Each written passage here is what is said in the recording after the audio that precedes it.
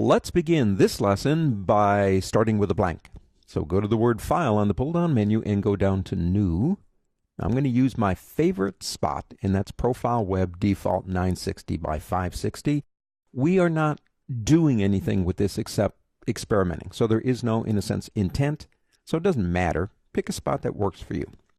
My little sandbox fits so well in my workspace. Let's talk about the predictability of filling open or closed shapes.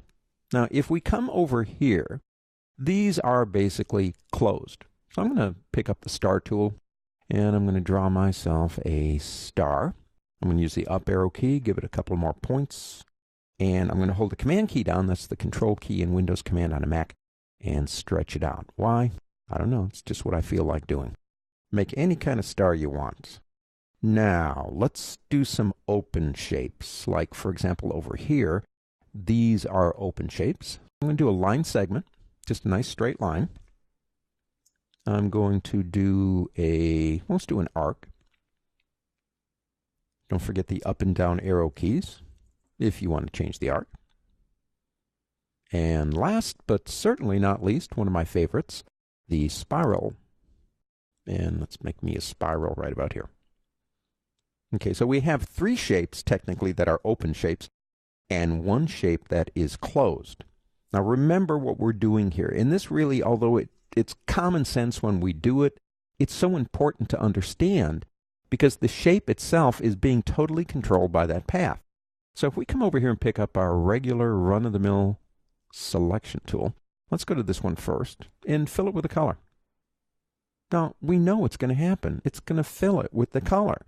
But it's the path, kind of like a swimming pool that's got that big wall around it, and the water stays inside the swimming pool.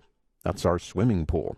Now, this one is a straight line, and by default, there is no fill. Now, you could give it a fill if you wanted to, but because it's a straight line, you can't see it. So what happens maybe with this one? Well, if I select it and come over here and give it a fill, watch what happens. Well, it's kind of like a bowl, and we filled the bowl with water, but it is defying the laws of physics, and the water's not actually falling out. That is an open shape. And then finally this one here, if we select it and fill that with a color, as you can see, it will go to the open shape point right here and come over to here, a straight line. So even if a shape is not closed, like our star, you can still fill it if there's something for it to fill in. And the straight line, that just doesn't work that way, does it? Let's do one more thing and close this out. Pick up your direct selection tool right up here. Now, what I want to do is kind of end with some fun. These points here, here, here, here, here, here, and here, I want to select all those. Now, that wouldn't really take that long, but I don't want to select the ones on top. I found a trick here. I'm going to get way out here, say about there, and I'm going to click and drag and make a marquee. And I'm going to be careful not to get the outside points. And there I go. I've got them.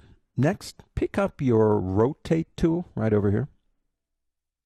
And what I want you to do is click once right on that center point. Get as close to center as you can and click it. Okay, now come anywhere you want to, because you're controlling the shape now. When you drag, you'll rotate it from that point, and rotate it. I don't know what that is, but it's interesting. When you're working in Adobe Illustrator, simple shapes can be made into more complex objects. Start with a star, end up with, I have no idea. Let's go to the next lesson.